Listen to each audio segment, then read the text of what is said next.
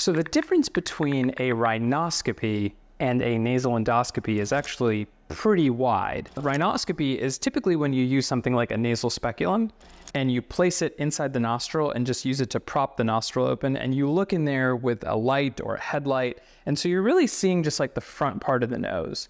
A nasal endoscopy, by contrast, is when you're using a nasal endoscope, which is a scope with a long tube on the end of it that has a camera connected to a distal chip, and this transmits an image onto a screen. And so the scope passes into the nasal cavity, and it allows us to look very deep into the nose. So past the front part, into where the sinus cavities actually drain, and all the way to the back of the nose where the eustachian tube opening is, where you may have gotten swabbed for COVID with a nasal swab, where your adenoids are. And so we're really looking at a much wider space. So provides a lot more detailed information about the sort of inner depths of the nose. Very different approaches to examining the nose. And as a sinus specialist and a rhinologist, I do a lot of nasal endoscopy because I want to really get that detailed picture of what's actually happening inside the nose.